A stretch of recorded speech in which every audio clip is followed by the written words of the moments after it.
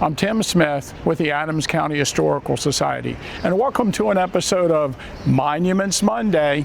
And on today's episode, we're standing in the center of the town of Gettysburg next to the Gettysburg Municipal Parking Garage. And we're here to talk about this monument. And since this is a monument marker or tablet in the town of Gettysburg, this is number 43 on our count. I wanted to mention that some of the monuments in our town highlight the history of the area, not necessarily the Battle of Gettysburg or anything to do with the Civil War. And this is one of the more interesting markers or plaques or monuments in our town. And it's rarely visited because it's, in the racehorse alley behind the main street. But basically, we are near the site of James Gettys's, and of course his father before him, Samuel Gettys's original tavern. And it was at this site on June 24th, 1775, that area residents from the Marsh Creek settlement gathered to discuss the escalating conflict between the Massachusetts colonists and British soldiers. You might know that Lexington and Concord was on April 19th, 1775.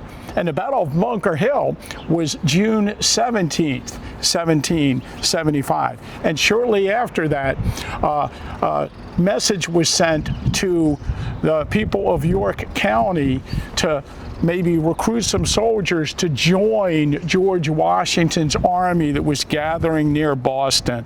And here, local citizens assembled.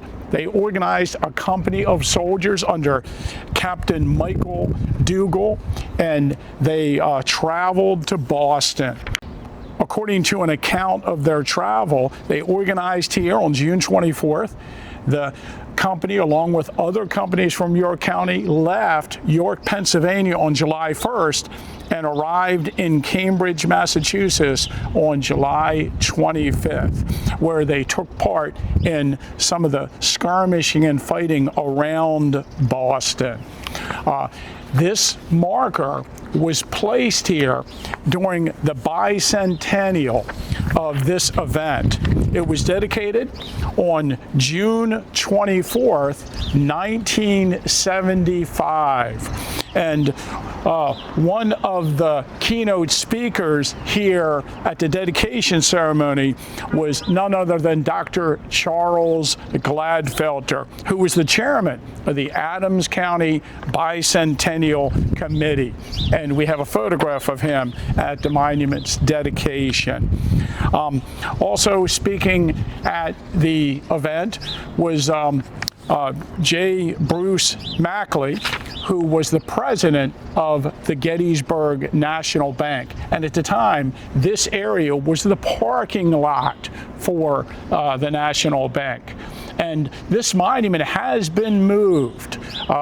It was originally in the middle of the parking lot where the garage now is, and later it was moved to the edge of the parking lot, and now it sits over here. So it was in 3 different locations. J. Bruce Mackley said that he spoke of the Battle of Lexington and Concord and the shot heard round the world. And he mentions in his speech, the echo of that shot was heard here in Adams County approximately 2 months after it was fired. And we are here this evening celebrating the response of the people in Marsh Creek. Also, Colonel Sheeds, a very popular local historian, was here, and he told the story that before the unit left, the lieutenant of the company drew a nose on a barn door and said that he would accept only those who could hit General Gage's nose at 150 yards. I find that hard to believe, knowing the accuracy of a smoothbore musket. A nose at 150 yards is pretty far away. Now, you might know that this year starts the semi-quincentennial of the American Revolution. So over the course of the next few years, the Adams County Historical Society will do several videos highlighting things that occurred during the 250th anniversary of the American Revolution.